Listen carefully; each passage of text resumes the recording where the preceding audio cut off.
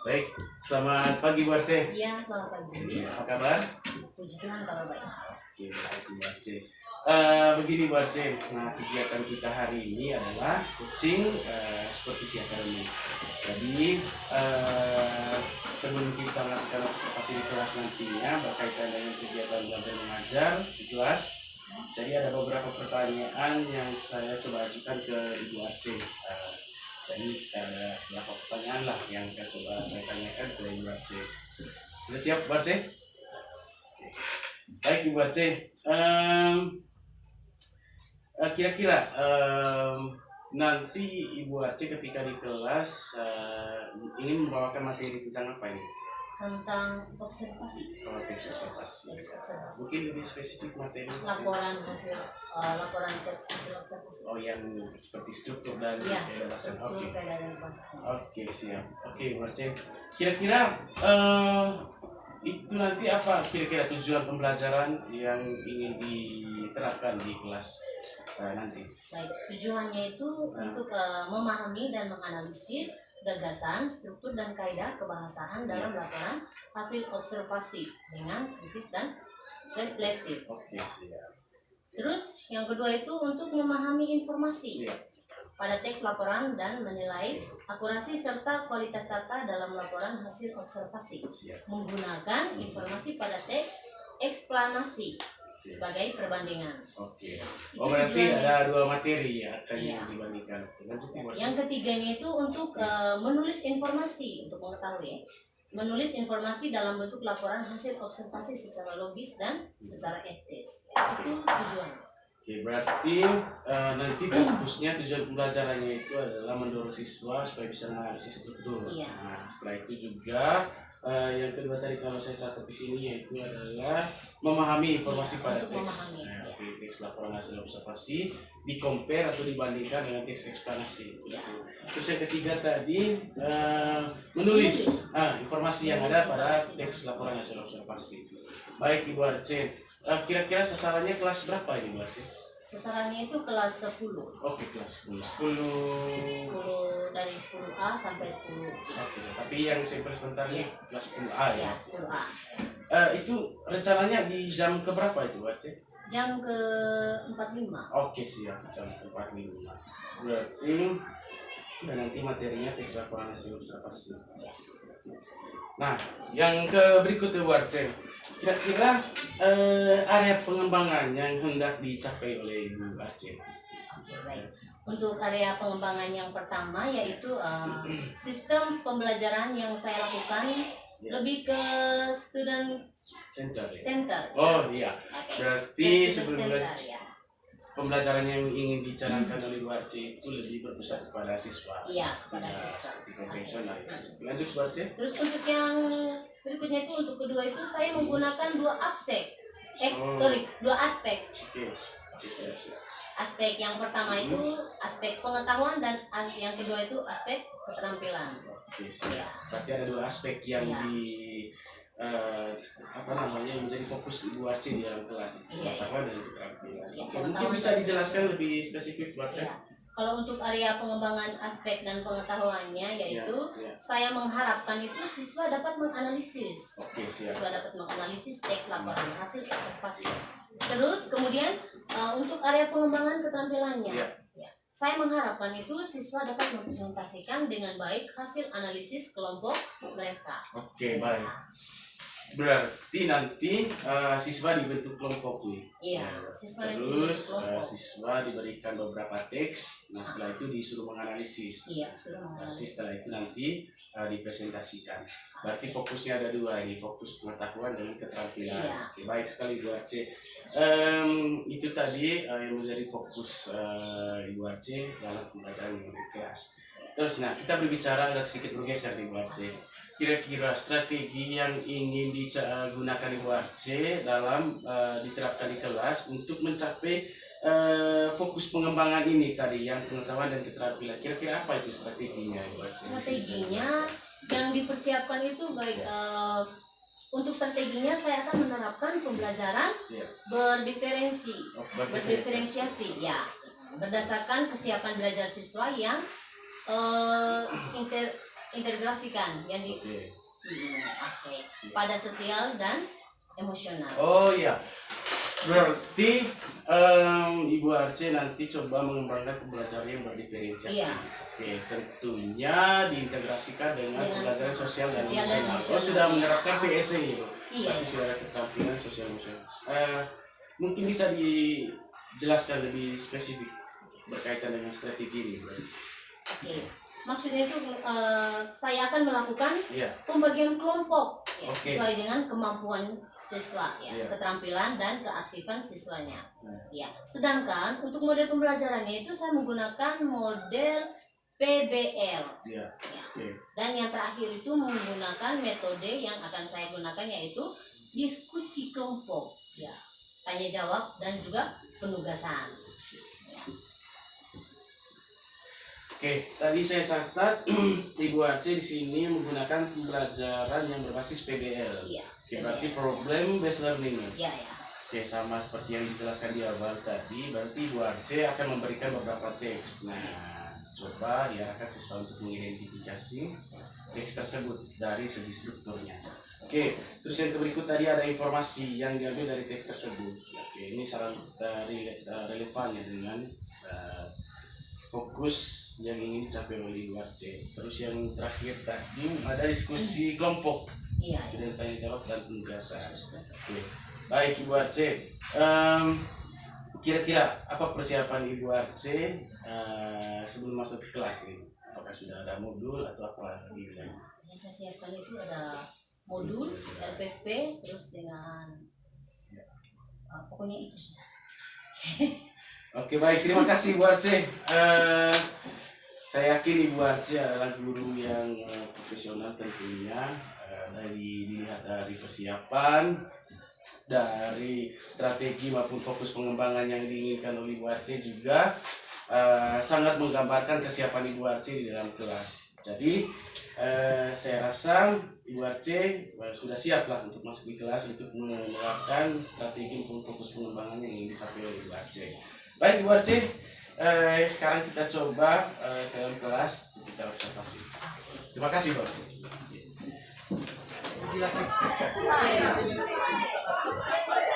Selamat pagi. Baik. Bagaimana kabarnya hari ini? Baik. Ya, sebelum kita ke materi, saya mau mengecek kehadiran ini. Hari ini hadir semua? Hadir. Ya, saya minta salah satu dari kalian pimpin kita dalam doa.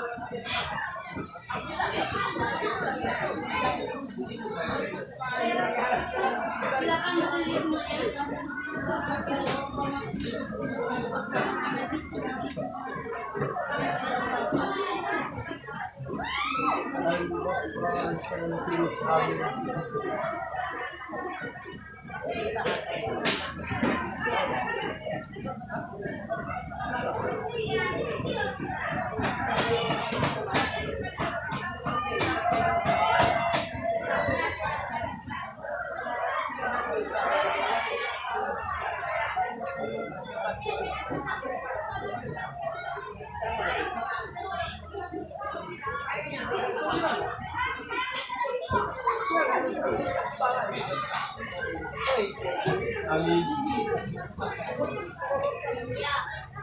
Minggu lalu saya sudah menjelaskan materi tentang observasi.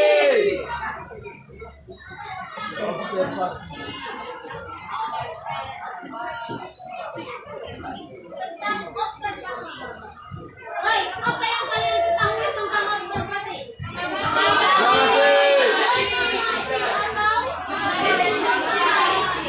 Baik, seperti pada umumnya observasi itu merupakan suatu aktivitas yang dilakukan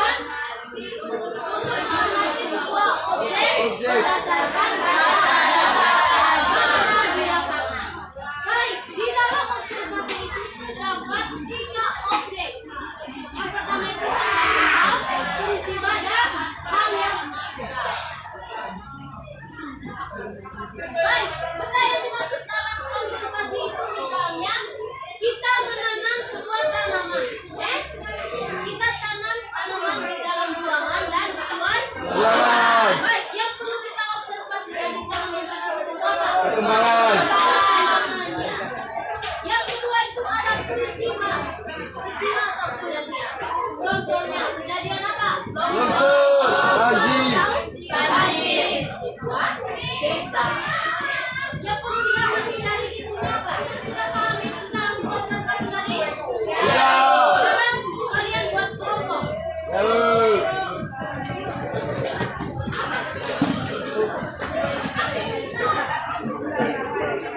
Sudah? Silakan kerjakan teks yang saya bagikan tadi.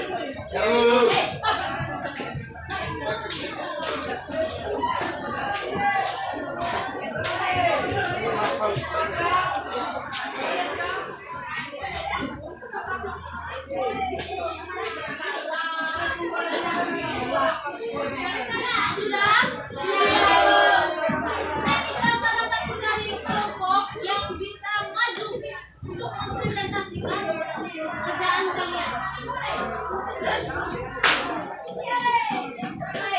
Ya, dari kelompok maju semua.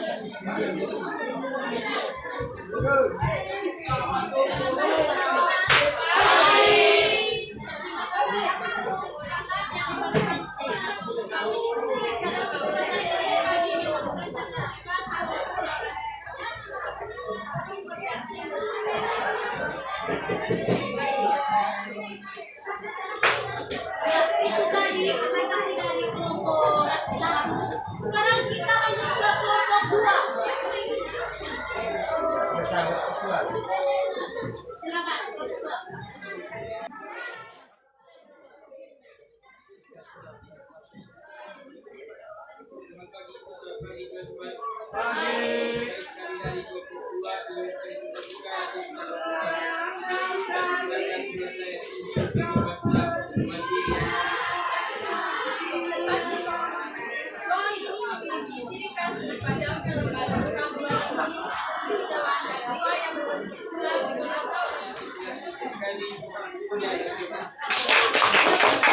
Tadi presentasi dari kelompok 2.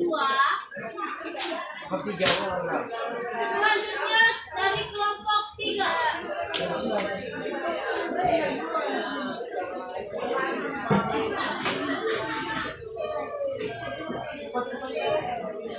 Yang lain baik, di sini kami akan mempresentasikan itu saya memberikan definisi ikan koi merupakan jenis ikan hias air tawar yang berasal dari deskripsi bagian.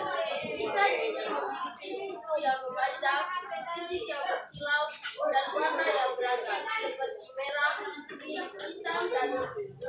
Ikan koi biasanya dipelihara di kolam atau di akuarium. Ikan koi membutuhkan perawatan khusus seperti itu tadi presentasi dari kelompok 3. Ya, karena semua sudah dipresentasikan, jadi untuk materi kita kali ini cukup sampai di sini.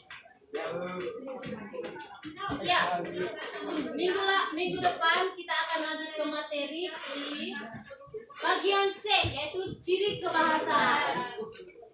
Ya, seperti yang kita ketahui tadi, observasi itu merupakan apa?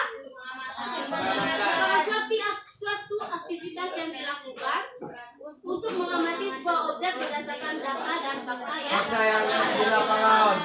Ya, karena awalnya tadi kita dikasih dengan doa, penutupnya juga kita di doa.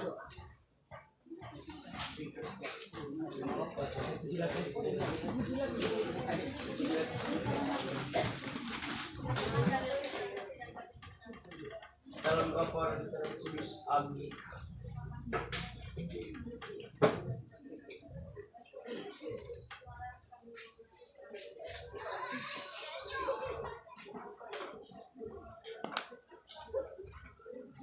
Amin.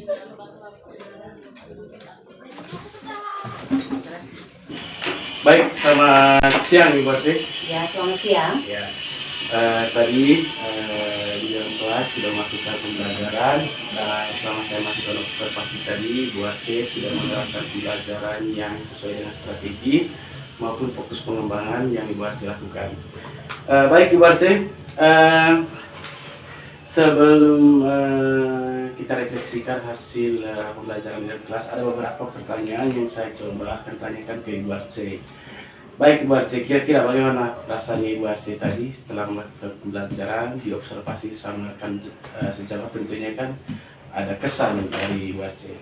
Baik, terima kasih karena sudah memberikan kesempatan tadi kepada saya. Ya, mungkin karena ini belum terbiasa, jadi saya merasa sedikit nervous, ya, atau tegang gitu, ya. Tapi saya merasa senang, sehingga proses ini bisa berjalan dengan baik. Ya, tentunya kan, apalagi yang mengobservasi itu kan adalah rekan sejawat, rasa nervous itu kan selalu ada. Baik Ibu Arce, itu kesan pertama ya. Terus yang berikut Ibu Arce berkaitan dengan tahapan yang ada di dalam kelas. Tentunya Ibu Arce kan punya tahapan persiapan di dalam kelas juga seperti itu. Tentunya Ibu Arce sebelum masuk kelas pastinya ada perangkat pembelajaran yang Ibu Arce buat berkaitan dengan strategi maupun fokus pengembangan yang ingin dicapai Ibu Arce. Tentunya ada persiapan. Mungkin bisa jelaskan ke saya apa persiapan yang dilakukan Ibu Arce. Baik, saya pikir untuk tahapannya itu saya membuat perangkat pembelajaran. Ya. Saya membuat perangkat pembelajaran, kemudian yang berdiferensiasi. Kemudian untuk area pengembangannya itu yang pertama yaitu sistem pembelajaran. Oke. Ya.